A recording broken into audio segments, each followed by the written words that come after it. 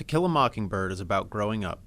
The main character is a girl named Scout Finch, who is about to turn 6 when the book begins and 8 when it ends.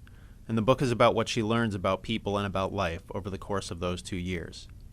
The book takes place between 1933 and 1935 in Maycomb, Alabama. It's a small, sleepy town in the Deep South.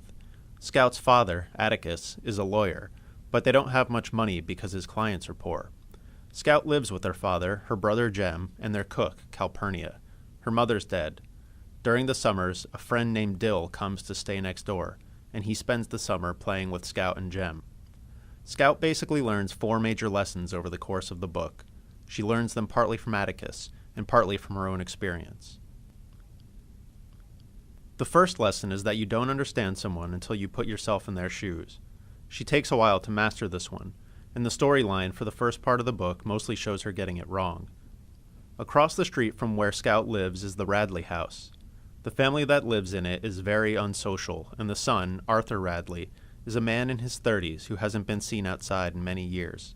The children in the town refer to Arthur as Boo Radley, as if he were a ghost.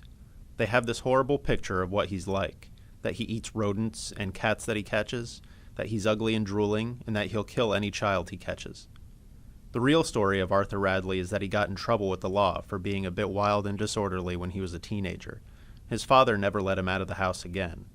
Now his father's dead, and he lives with his older brother, but he's still a complete recluse. Throughout the first part of the book, Scout and Jem and Dill play games involving the Radley house. They run past it, they dare each other to touch it, then one day they start finding presents like gum and pennies hidden in a hole in a tree. Boo Radley is leaving gifts for them, though it takes a long time for them to realize it. The kids make schemes to get Boo Radley to come out of the house so they can see him. One night, they sneak around to the back of the house to try to get a look at him through the window, and they get shot at by the older brother, Nathan. Jem gets his pants caught in a fence. Boo Radley fixes them and leaves them out for Jem. One night, when it's very cold and Scout and Jem are standing outside because one of the neighbors' houses is on fire, Boo Radley puts a blanket around Scout. She never even realizes it. She still imagines he's really scary, and she freaks out when she realizes he was behind her. So over the course of the year, they gradually realize he's actually nice, but much more slowly than we do.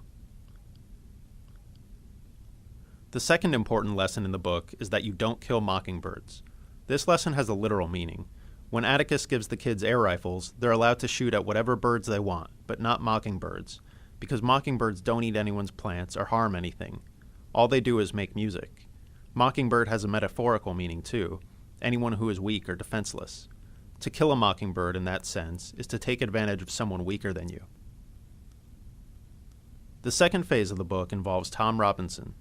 Tom is a black man who has been arrested and charged with raping a white woman named Myella Ewell. Atticus Finch has been appointed as his defense attorney, and he's determined to do a good job at it, even though he knows he's going to lose because of racism. Everybody in the town is racist to one degree or another, and Scout and Jem wind up getting teased and talked about because their father is defending a black man for a crime like that. Atticus doesn't want them to fight the other kids, but to try to keep calm and keep their heads up in the face of adversity. He wants to teach them the lesson that true bravery is when you keep fighting and persevering, even when you know you can't win. One evening, Tom Robinson is being moved to the county jail before his trial, and Atticus sits outside the door of the jailhouse with his chair propped against the door. A group of men comes to lynch Tom, and Atticus blocks their way. Scout and Jem and Dill come looking for Atticus, and Scout starts talking to one of the men because she goes to school with his son. The man tells the rest of the mob to disperse, and they all go home. Scout and Jem sit in the courthouse and watch the trial, along with the rest of the town. Atticus does a great job with his defense, and the children think he's going to win. For one thing, Myella Ewell, the victim, and her father, Bob Ewell, the other witness for the prosecution, are both obnoxious and don't seem very trustworthy. Also, the physical evidence is against them. Myella's bruises are on the right side of her face, and Tom can't even use his left arm. But Bob Ewell is left-handed, and he could have beaten his daughter. Then, Tom tells a convincing story on the witness stand, that Myella tried to seduce him, and that Bob Ewell caught her and beat her up, and she accused Tom of rape. But despite Atticus's brilliant defense, the jury convicts Tom, because a white jury is not going to acquit a black man accused of raping a white woman. The children are crushed by Tom's conviction, as Atticus knew all along they would be. In one dramatic moment, they learn about the evil side of their whole community, and the fact that even the justice system is tainted by unfairness.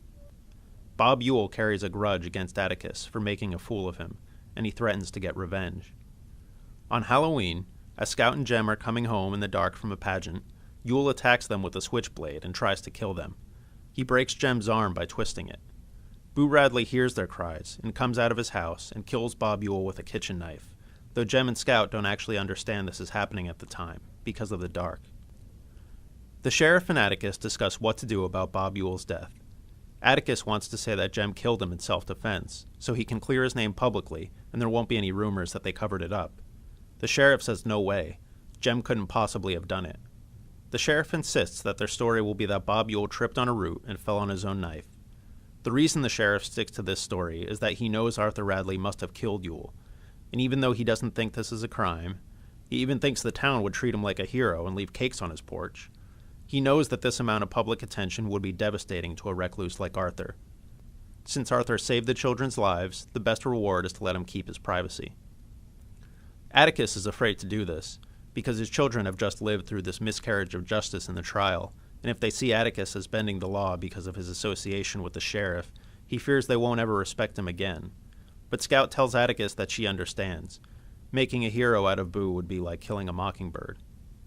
That's a climactic moment in the book, because it means she has absorbed the lesson about mockingbirds. Despite having seen the unfairness of life, she sees its value as well. Arthur is actually very childlike himself, and there's a scene where he asks Scout to walk him across the street back to his own house because he's afraid. After she does so, she looks out from the Radley porch and imagines all of her own activities over the past couple of years as seen through Arthur's eyes.